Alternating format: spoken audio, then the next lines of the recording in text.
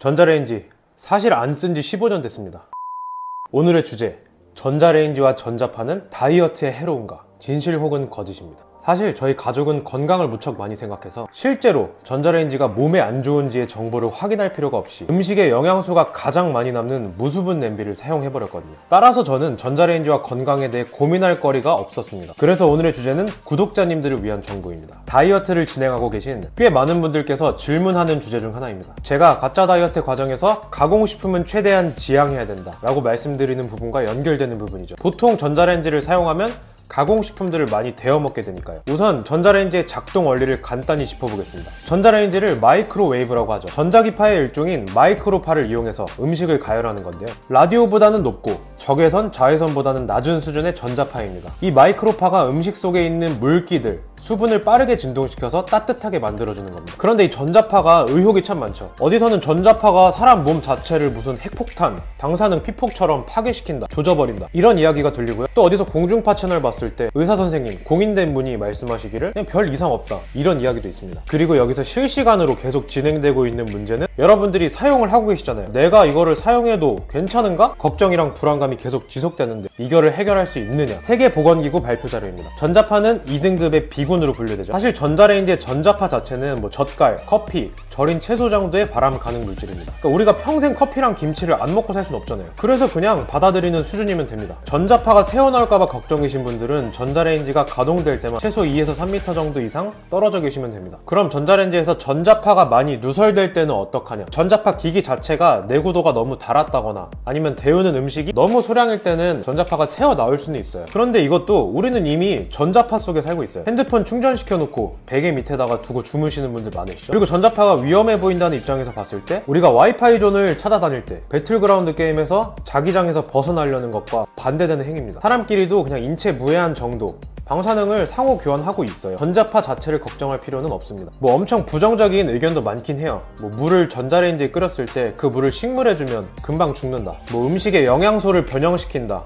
면역체계를 파괴한다. 그런데 이런 이야기들을 찾아보니까 조작된 실험도 있더라고요. 그리고 전자파 자체가 인체에 크게 유해하지는 않다라는 의견을 뒷받침하는 근거 자료들이 훨씬 더 많이 나와 있습니다. 하지만 여기서 약간 포커스를 바꿔야 됩니다. 저는 전자레인지를 아예 사용하지 않아요. 그게 바로 지난 영상에서 말씀드렸던 저염식하고 비슷한 결로 말씀드릴 수 있는데요. 보통 다이어트를 하기 위해서 저염식이 추천되는 이유는 사실 저염분 자체보다는 음식들과의 관계 때문이라고 설명드린 바 있습니다. 단짠단짠 음식들은 또 다시 단짠단짠 음식들을 끌어당겨요. 커피 마시면 달콤한 디저트를 불러일으키죠. 그래서 애초에 저염식으로 방향을 잡아놓으면 다이어트에 방해되는 음식들과는 관계가 없어지기 때문에 저칼로리에 집중할 수 있다. 근묵자흑되지 않는다.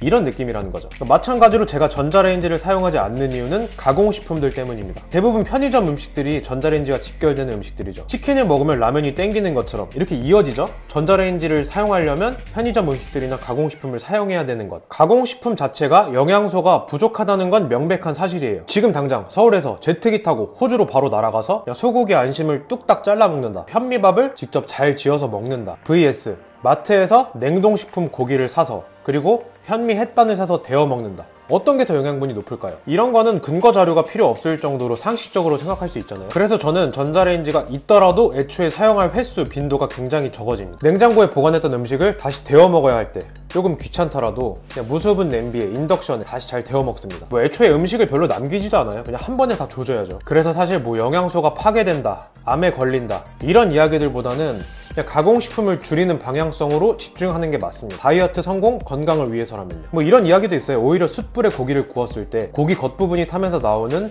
헤테로사이클릭아민, 이 물질이 DNA와 결합해서 돌연변이를 일으킬 수 있는 암 발생 가능성이 있습니다. 그러니까 복잡한 거죠. 일일이 근거 자료를 찾고 걱정하고 또 그리고 전자레인지 쓰네 안 쓰네 하면서 댓글로 싸우고 그러실 필요가 없습니다. 오히려 시간 낭비가 될 수 있어요. 그래서 먼저 방향성을 잡고 확실하게 유의해야 할 점에 대해서 알려드리겠습니다. 그러니까 여러분의 목적과 본질은 다이어트 성공과 건강입니다. 살이 잘 빠지고 날씬한 몸을 유지하고 건강해지려면 가공식품과는 멀어져야 합니다. 이건 의견이 아닌 사실, 팩트죠. 따라서 전자레인지 자체의 위험성에 신경 쓰기보다는 사용의 빈도를 낮춘다고 내비게이션을 찍어 놓아야 합니다. 전자레인지를 사용할 때 이런 점은 명백히 안 좋다, 이런 걸 정리해 놓으셔야 돼요. 전자파 자체보다는 사용 용기가 중요합니다. 그릇이요, 뭐 플라스틱 물질이라던가 알루미늄 이런 것처럼 환경 호르몬이 있는 그릇들을 사용하는 걸 지양하셔야 됩니다. 은박 코일, 플라스틱, 알루미늄, 스테인리스, 도금, 도운 처리된 그릇들, 이런 용기들은 전자레인지에 사용 시 용기 자체의 물질이 변형되면 유해 물질이 될 수 있어요. 그게 음식하고 섞여서 들어오면 몸에서는 독소가 되어버리죠. 최대한 순정 사기 그릇을 사용하시면 좋겠습니다. 또 위생팩, 우리는 뭐 크린랩으로 잘 알고 있죠. 임시로 포장했던 비닐팩들이 음식과 닿았을 때 전자레인지 열 속에서 음식의 기름이나 염분, 뭐 당 물질들하고 닿으면서 유해 물질로 변형될 수 있습니다. 그리고 이건 진짜 무조건 필수인데요. 전자레인지 조리불가 마크 꼭 확인하세요. 괜히 뭐 괜찮겠지 하면서 5기로 돌리면 언젠가는 그냥 염라대왕의 하이패스로 만날 수 있습니다. 이게 어쨌든 귀찮아지는 거예요. 음식을 또 안전한 그릇에 담아야 되고 랩도 벗겨내야 되고, 그리고 또 돌릴 때 멀리 떨어져 있어야 되죠. 그래서 어차피 귀찮을 거 저는 그냥 무수분 냄비 사용하는 거예요. 가스불 대신에 인덕션 쓰는 거고요. 뭐 가스불은 위험하다는 연구 결과, 논문, 뉴스, 환경기구들의 증명이 확실하니까요. 뭐 이건 제가 다음에 한 주제로 또 다뤄드리겠습니다. 미국은 올해 들어서 가스레인지 판매 금지 법안 발의 진행 중이에요. 말할 것도 없죠. 자, 오늘 영상의 내용 3가지로 간단히 정리해드리겠습니다. 자, 1번, 전자파가 엄청나게 치명적이지는 않다. 핸드폰이랑 와이파이도 전자파의 일종이다.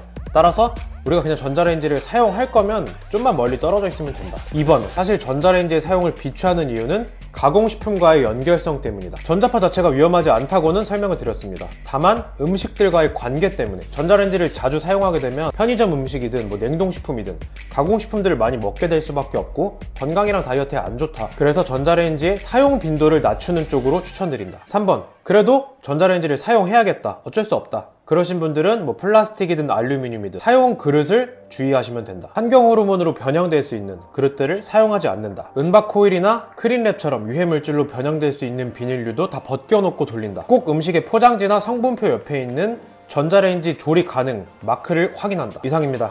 오늘도 감사합니다. 도움 되셨다면 구독, 좋아요 부탁드리겠습니다. 방원이었습니다.